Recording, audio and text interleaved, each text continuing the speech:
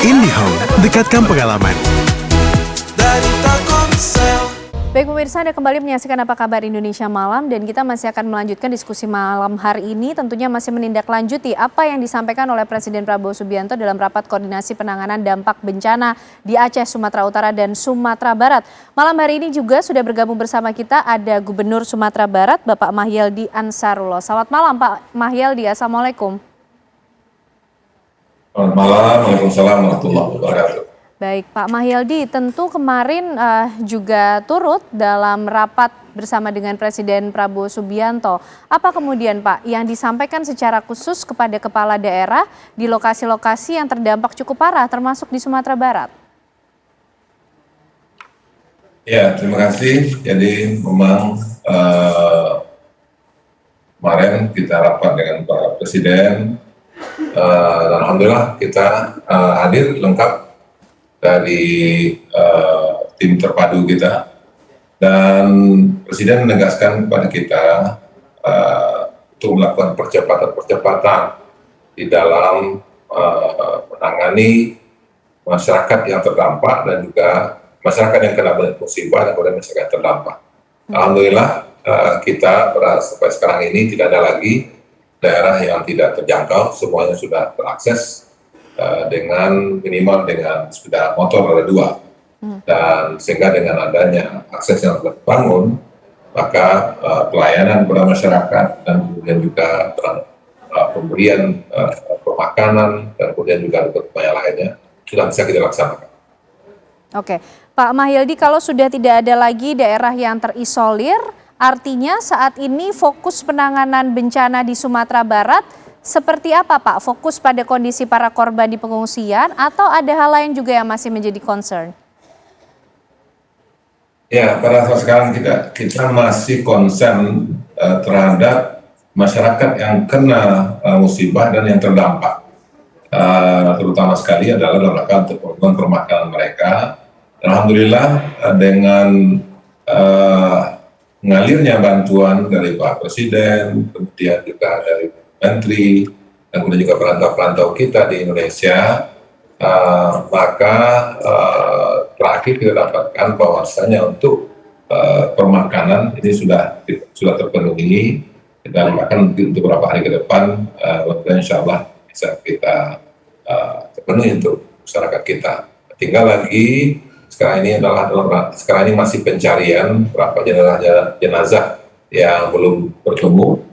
Dan kemudian tentu juga kita berusaha untuk memenuhi apa yang menjadi harapan masyarakat, dan dukungan banyak pihak dan akan bisa berjalan. Oke, Pak Mahyeldi, pencarian korban ini dilakukan atau difokuskan di area mana Pak? Apa saja kemudian kebutuhan yang masih diperlukan oleh warga yang terdampak di sana? Ya, pencarian jenazah ini yang sekarang ini kita fokuskan adalah di daerah Kabupaten Agam, yaitu di Kecamatan Palembayan, itu Nagari Selaras Air, dan selanjutnya juga kita karena masih adanya runtuhan-runtuhan, maka ini juga kita lakukan pembersihan, sehingga akses roda 4 ke lokasi akan bisa lebih maksimal. Nah, kemudian juga kemarin juga di daerah pesisir selatan Karabayang, dan itu juga menjadi prioritas kita dalam rangka untuk memenuhi kebutuhan masyarakat yang pada sekarang ini. Untuk kebutuhan air minum juga kita masih kekurangan, ya, dan kemudian juga untuk kebutuhan khusus untuk perempuan, anak-anak, bayi, dan juga ibu hamil, ini juga menjadi hal yang mesti kita lengkapi untuk kebutuhan mereka. Di samping pemakanan. Oke, baik, itu informasi bantuan yang mungkin juga menjadi informasi bagi seluruh masyarakat Indonesia untuk membantu saudara kita di Sumatera Barat. Pak Muhammad Syafi'i, Pak Kepala Basarnas, dengan kondisi yang ada di Sumatera Barat ini, termasuk tadi salah satu fokusnya masih pada pencarian korban. Seperti apa Pak sinergi atau koordinasi yang dilakukan dengan Basarnas?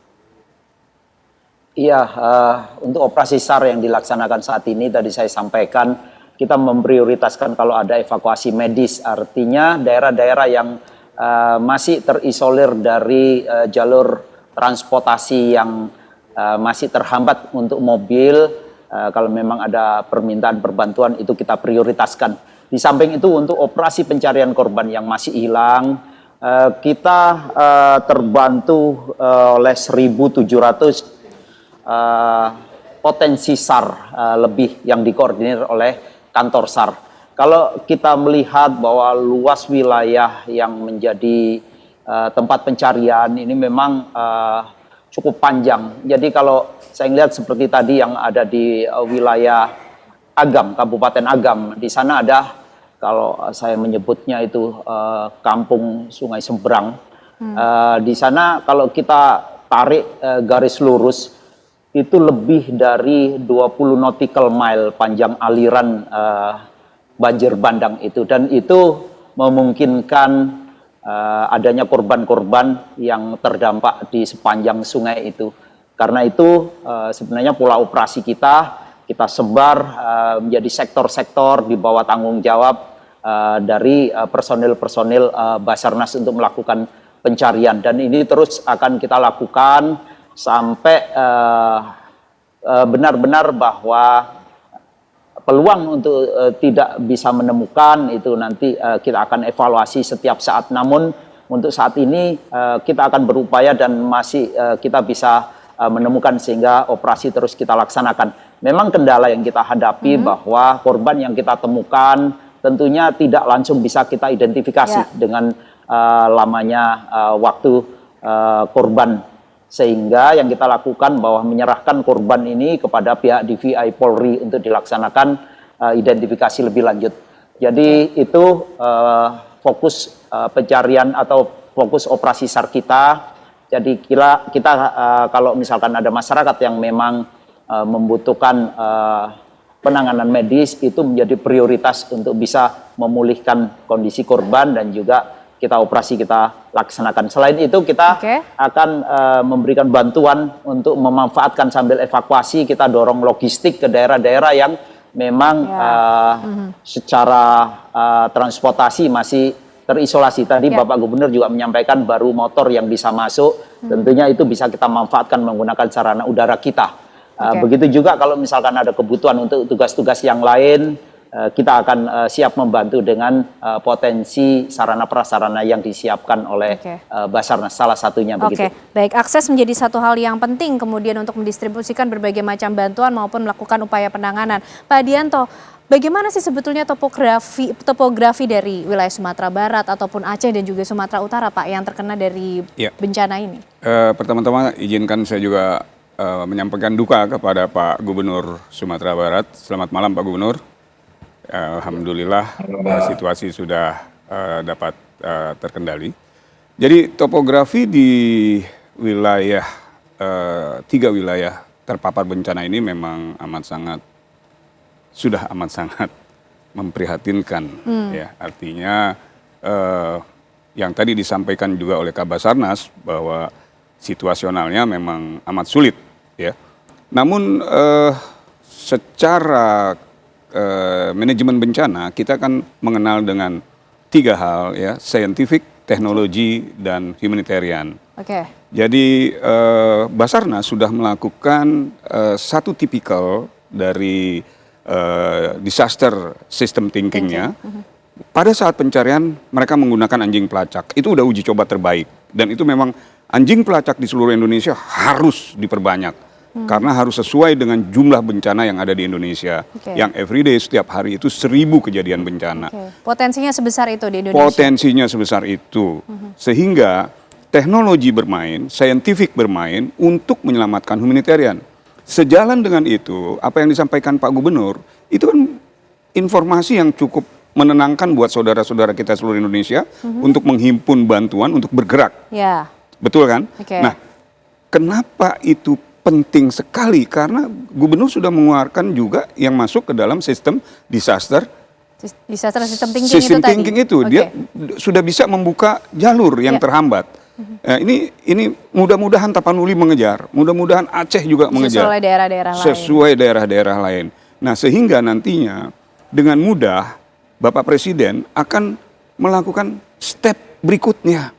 Bisa sistem thinkingnya apa nih yang akan beliau lakukan secara taktikal dan strategi. Ya. Betul kan? Menjadi sebuah respon nasional. Respon nasional, itu yang penting? Respon nasional akhirnya kan. Kira-kira itu Mbak Ana. Tapi kemudian dari yang terjadi di Sumatera Barat, Utara, dan Aceh, apa yang bisa dipelajari mungkin Pak dari setiap daerah?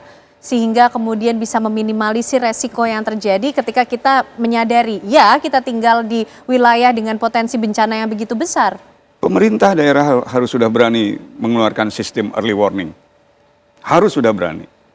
Dan sudah harus bisa assessment atau memetakan daerah potensi bencananya. Ini sebuah pelajaran besar, ya, dari mulai siklon Seroya, terus siklon Senyar, kita tidak tahu megatrust akan terjadi. Dan ketika megatrust itu terjadi, how about with solution? Nah ini yang tadi saya coba, gimana yuk kita berpikir secara scientific, technology and humanitarian terhadap disaster system thinking itu. Dan ini sudah berjalan nih, bagus ya. Sependapat Mbak Ana. Oke. Baik Pak Gubernur, disaster system thinking ini sudah berjalan, termasuk kontribusi sinergi dari kepala daerah, dari pemerintah daerah yang terus menginformasikan, memperbarui informasi dari kondisi di lapangan. Itu yang terus dilakukan, termasuk juga dari Sumatera Barat, Pak? Ya betul. Kita juga menuruni, melihat situasi di lapangan. Jadi ada beberapa daerah di Sumatera Barat ini yang kemarin itu patahan-patahan dari jalan, sehingga tanahnya turun terbang gitu. Dan kemudian juga kita melihat ini potensi di perbukitan juga masih besar menurut kami. Kalau seandainya terjadi hujan yang lebih deras lagi, maka bisa runtuhan akan lebih besar lagi. Karena terutama sekali kemarin yang kami jalani adalah di daerah Kabupaten Agam. Dan nah ini yang barangkali ini kita minta ke Kementerian SDM untuk memetakan, dan kita sudah buat surat untuk memetakan tentang potensi-potensi yang mungkin terjadi dalam waktu dekat ataupun juga waktu yang lebih panjang lagi. Nah inilah yang barangkali memang mesti kita antisipasi ke depannya sehingga memang tidak memberikan dampak yang lebih serius. Karena dari data di lapangan bahwasanya seperti sungai-sungai yang mengalir perumahan-perumahan, memang dulunya itu adalah daerah sungai yang dilewati oleh sungai juga, sehingga sekarang ini mereka kembali sebagian kepada daerah yang memang selama ini mereka lewati. Nah, maka dalam hal ini tentu harus menjadi langkah-langkah kita ke depan, maka untuk meminimalisir korban, dan terutama sekali adalah ini jalur Padang Bukit Tinggi yang tahun yang lalu ini juga jalannya juga putus, dan kemudian tahun ini juga putus. Nah ini kan untuk ke depan kan perlu perencanaan yang lebih baik lagi, lebih antisipatif lagi tentunya, sehingga tidak menimbulkan korban yang lebih besar lagi tentunya untuk ke depan.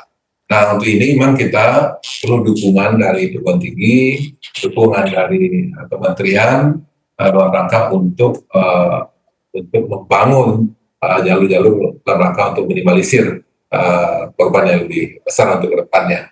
Nah untuk itu ini juga menjadi agenda-agenda kita ya, di samping rekon ya sekarang darurat yang kita sekarang ini, dan juga tentu untuk rekon untuk selanjutnya.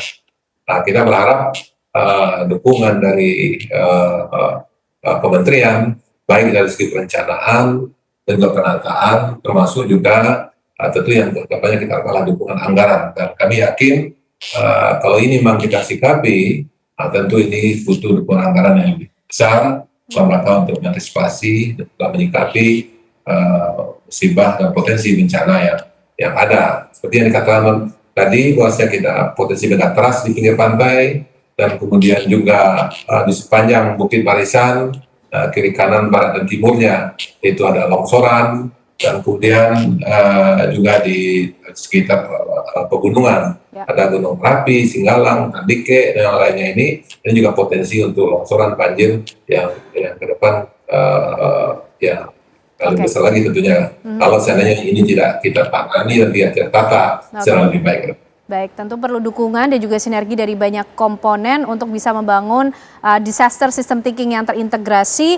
Tapi kemudian pertanyaannya adalah apa yang harus dilakukan ke depan? Kalau kemudian peristiwa ini memberikan begitu banyak pelajaran, seperti apa langkah penanganan, rencana taktis dan juga strategis sekaligus perencanaan pembangunan berkelanjutan bagi area yang terdampak bencana? Kami akan hadirkan pembahasannya untuk Anda pemirsa sesaat lagi usai jeda.